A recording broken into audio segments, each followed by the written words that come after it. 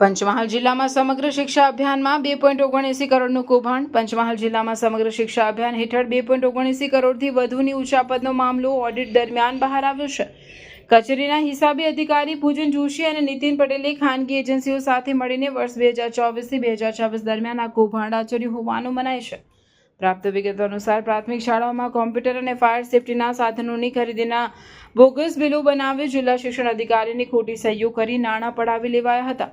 કર્મચારીઓની બદલી થયા બાદ પણ ઇન્ટરનેટ બેન્કિંગ દ્વારા રાજકોટ અને ગોધરાની એજન્સીઓના ખાતામાં નાણાં ટ્રાન્સફર કરવામાં આવ્યા હતા.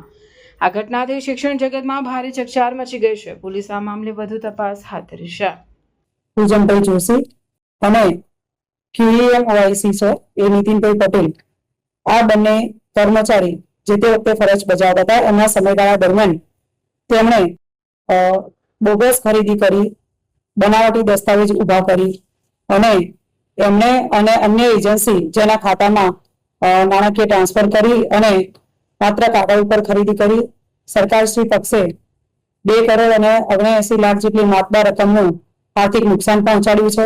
આ નાણાકીય ઉચાપતની આજ રોજ FIR નોંધવામાં આવી છે. આ બાબતે હવે પોલીસ વિભાગ છે એ આગળની કાર્યવાહી હાથ ધરશે.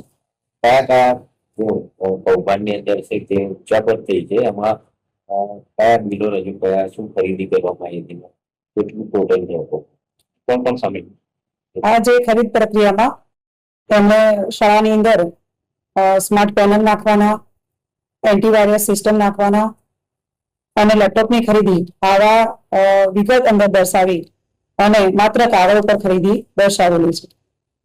આવું કોઈ ખરીદી માટેનો આપની કચેરીથી મંજૂરી આપવામાં આવી હોય એવું અત્રેથી કોઈ મંજૂરી આપેલી નથી, પણ સમગ્ર જે પ્રક્રિયા છે તેમાં અમને બોગસ દસ્તાવેજ અને વિગતનો ઉપયોગ કરી અને પોતાનો આર્થિક લાભ મેળવવાના હેતુસર સમગ્ર સુયોજિત ષડયંત્ર છે એ કરી અને જિલ્લા પ્રાથમિક શિક્ષણાધિકારી શ્રી તથા જિલ્લા પ્રોજેક્ટ કોઓર્ડિનેટર સમગ્ર શિક્ષા પંચમહાલ નાઓના ધ્યાને તેઓની કચેરી ખાતે થયેલ ગેરરીતિ ધ્યાને આવતા તેઓશ્રીએ DDO પંચમહાલ સાહેબશ્રીને રિપોર્ટ કરેલો અને તે આધારે DDO સાહેબશ્રીએ આ બાબતેની પ્રાથમિક તપાસ તેઓના ખાતાના એક અધિકારીને સોંપેલ હતી.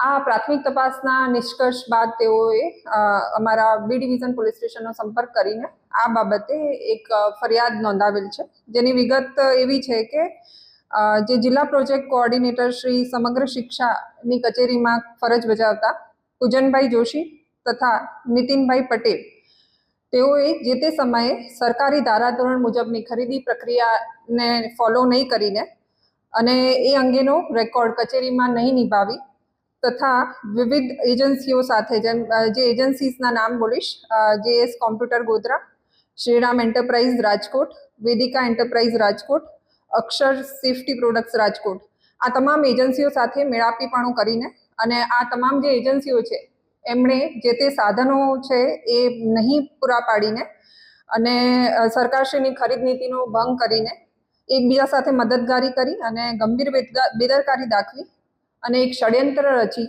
અને ટોટલ રૂપિયા 2,79,59,816ની ઉચાપત કરીને એક ગુનો આચરેલ છે, જેથી તેઓ વિરુદ્ધમાં BNSની સેક્શન 316(5), 336(3), 338, 340(2), 61(2) એ મુજબનો ગુનો દાખલ કરવામાં આવેલો છે અને હાલમાં આની તપાસ ચાલુ છે.